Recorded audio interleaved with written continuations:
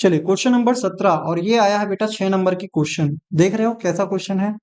ये आपके जो है पुस्तक के अध्याय जो है दो चरों के रैखिक समीकरण से दिया है, जिसमें अद्वितीय हल हो, कोई भी हल ना हो, ऐसे कुछ होता है ना, तो उससे है। तो यहाँ पे ये दो हमको क्या दे रखा है, समीकरण दे रखा है। एक समीकरण ये है और एक समीकरण ये है। इन दोनों समीकरणों का हमको क्या करना है, आंसर निकालना है। क्या बोला गया है देखते चलते हैं। तो चलिए ये हमारे पास क्वेश्चन है और इसमें सबसे पहले आप क्वेश्चन को रीड करिए बढ़िया से। बोला है के किस मान के लिए, के किस मान के लिए समीकरण निकाय का, ये जो समीकरण दिया हुआ है इसका क्या होगा, इन दोनों समीकरणों का पहला अद्वितीय हल हो, दूसरा कोई भी हल ना हो। तो ऐसे दो कंडीशन हमको बनाने हैं और उन दोनों ही कंडीशन में हमको क्या करना है, इसको हल करना है। बहुत ही आसान क्वेश्चन है 6 नंबर के लिए। मैं अगर बोलूं तो आप इसको छोड़कर मत जाइएगा, बहुत ही अच्छा क्वेश्चन है। तो पहले हम इसको हल करते हैं। लिखेंगे हल दिया है, क्या क्या दिया है, दिया है करके लिख लेते हैं समीकरण। क्या क्या समीकरण दिया बेटा, तो यहाँ पे हम लिख देंगे पहला के एक्स माइनस 5y बराबर में 2।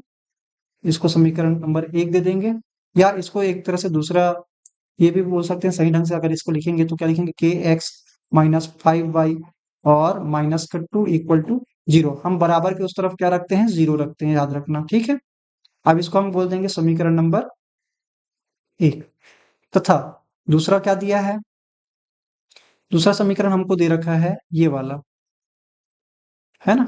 इसको हम लिखने वाले हैं, क्या लिखेंगे, तथा दूसरा समीकरण दिया है 6x प्लस 2y बराबर में 7 दिया है। इसको हम थोड़ा से अच्छे से लिखेंगे तो 7 को इधर ले आएंगे तो लिखेंगे क्या, 6x 6x प्लस का 2y और माइनस का 7 इक्वल टू 0।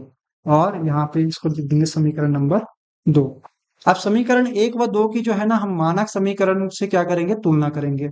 देखो अद्वितीय हल होना, ओहो सॉरी, यहाँ पे अद्वितीय हल होना, अद्वितीय हल कहने का मतलब बेटा, जब आपने देखा गुणांक a1 बटे a2 is not equal to b1 बटे b2, ऐसा होता है तभी हम क्या बोलते हैं, समीकरण के अद्वितीय हल होते हैं। गुणांकों को पहले तुलना करना पड़ेगा। और जब कोई भी हल ना हो तो ऐसे कंडीशन में a1 बटे a2 बराबर होता है b1 बटे b2 के, लेकिन वो c1 बटे c2 के बराबर नहीं होता है। तो ऐसे कंडीशन को हमको क्या करना है, फुलफिल कराने हैं। तो इसके लिए सबसे पहले हमको चाहिए होगा कि यहाँ से हम गुणांकों को क्या करें, पहले अलग अलग कर लें। यहाँ आप लिख लेना ना, लिखेंगे पहले वाले समीकरण के जस्ट नीचे ही लिख लेना। a1 बराबर क्या लिखोगे, k, है ना। गुणांकों को लिखना है, x के गुणांक को क्या लिख रहे हैं, a1 बोल रहे हैं। y के गुणांक को क्या बोलेंगे, इसको बोलेंगे b1 बोलेंगे। समझ में आ गया। चलो तो यहाँ पे a1 हो गया, b1 बराबर क्या लिखेंगे, माइनस का 5, और c1 बराबर क्या लिखेंगे, c1 बराबर लिख देंगे माइनस का 2, तथा -2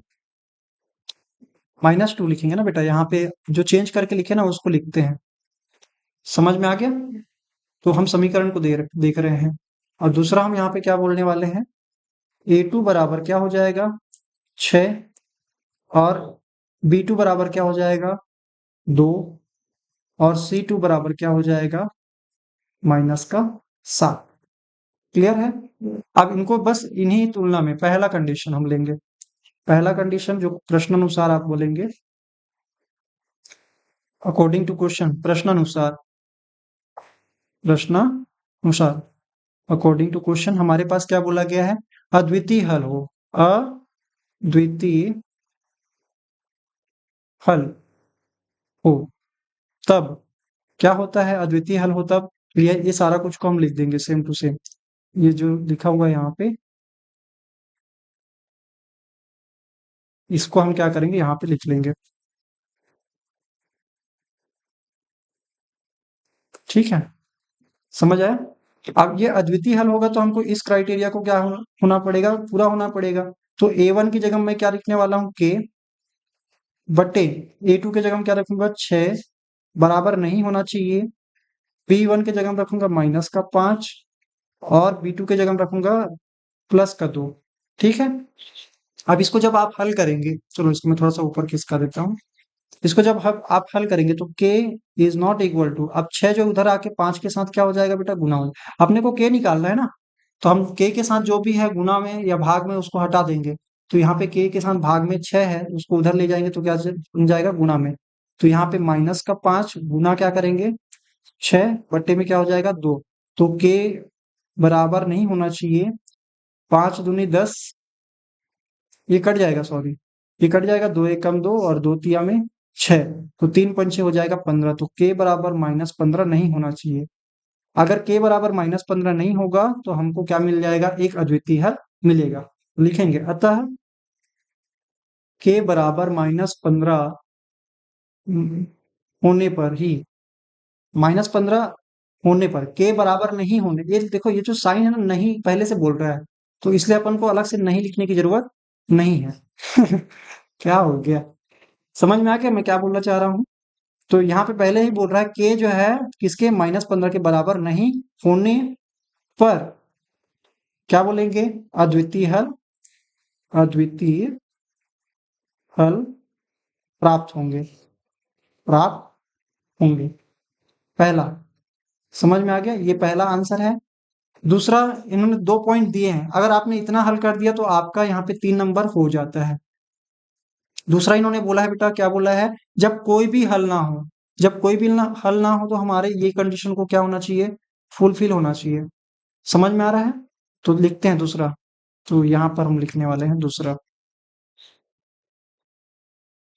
दूसरा पॉइंट, जब कोई भी हल ना हो, कोई भी हल ना हो, ऐसे कंडीशन में हमको यहाँ पे क्या देखना पड़ेगा, ये देखना पड़ेगा क्राइटेरिया। ठीक है, अब इस क्राइटेरिया में हम मान को रख देंगे, तो क्या क्या निकलेगा, A1 के बराबर क्या रखेंगे, k, है ना, A1 के जगह में रख देंगे k, और A2 के जगह में रखेंगे 6, बराबर होना चाहिए B1 के बराबर क्या लिखेंगे, -5, और B2 के जगह में क्या रखेंगे, 2, बराबर नहीं होना चाहिए किसके, -2 बटे -7। वो तो ऐसे भी नहीं है, वो तो ऐसे भी नहीं है, आप अगर देखेंगे तो इसको ना बेटा इसके बराबर नहीं होना चाहिए। समझ में आ रहा है, क्लियर है ना। तो यहाँ पे इन दोनों का हम क्या करेंगे, तुलना करेंगे। आप चाहें तो इनके साथ भी कर सकते हैं, अगर ये इसके बराबर होंगे तो भी क्या नहीं होगा, अगर k बटे 6 -5 बटे 2 के बराबर होगा तो कोई भी हल नहीं होगा, और अगर k बटे 6 बराबर किसके, -2 बटे -7 के बराबर नहीं होगा तो भी क्या होगा, k का एक क्या कोई भी हल नहीं निकाल के देगा। कहने का मतलब मेरा ये है, आप इसको दोनों से तुलना करके लिख सकते हैं, जैसे मैं यहाँ पे लिखने वाला हूँ, देख कैसे लिखेंगे। पहले k की तुलना किसके साथ कर रहे हैं, -2 के साथ, तो k बटे 6 बराबर नहीं होना चाहिए -2 बटे -7 के, माइनस माइनस कट जाएगा, तो k बराबर यहाँ पे क्या लिखा है, 2 गुना में 6 बटे 7, यानी कि क्या होना चाहिए, बराबर इसको लिख सकते हैं क्या, 6 दूनी 12 बटे 7।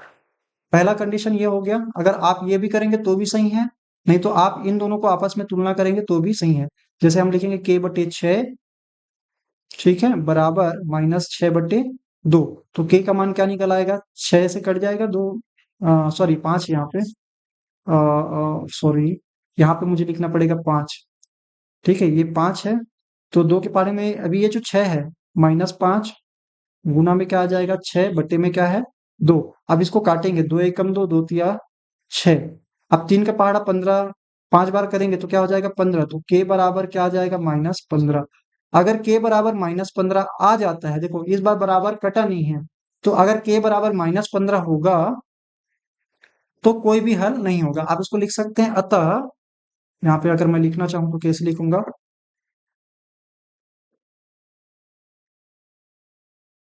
चलो यहाँ पे लिखेंगे अतः k बराबर -15 होने पर, होने होने पर कोई भी हल, कोई भी हल नहीं प्राप्त होगा, हल प्राप्त नहीं होगा। ठीक है, क्लियर है। इस प्रकार से पूरा लिखोगे तो आपके पूरे 6 मार्क्स कंप्लीट मिलेंगे। तो ये रहा आपका पूरा सॉल्यूशन।